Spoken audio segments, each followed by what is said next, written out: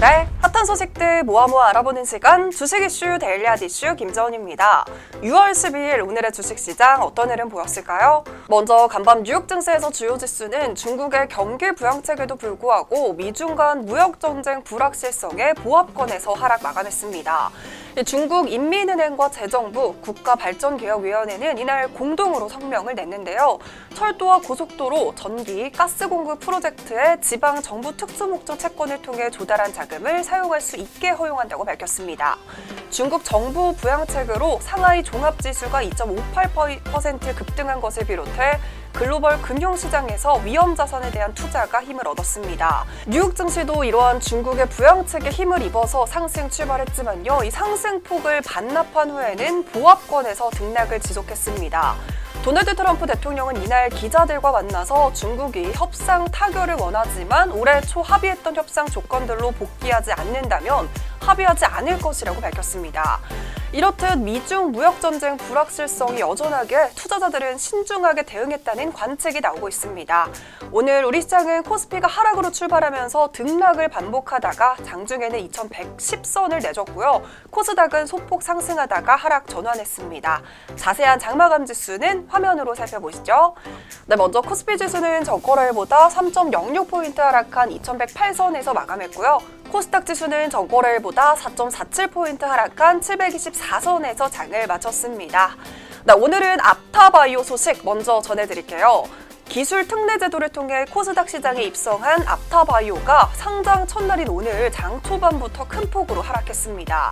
2009년 설립된 앞타바이오는 이 난치성 항암 치료제 2종과 당뇨 합병증 치료제 5종 등 총 7개의 신약 파이프라인을 보유한 바이오 기업인데요. 대형 제약사를 대상으로 라이선스 아웃을 수익 모델로 운영하고 있습니다. 앞타바이오는 상장 후 파이프라인별 임상에 본격 돌입해서 라이선스 아웃 진행에 더욱 속도를 낼 계획이라고 밝혔습니다.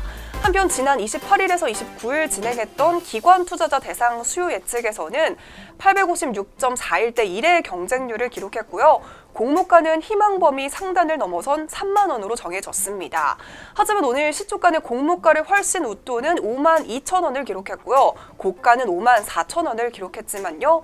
장중 계속해서 하락하면서 20%가량의 하락률을 보였습니다.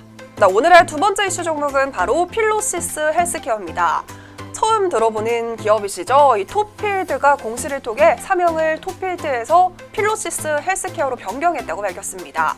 필로시스 헬스케어는 이미 지난달 23일 개최된 임시 주주총회를 통해 필로시스의 주요 경영진을 대표이사와 임원으로 영입을 했고요.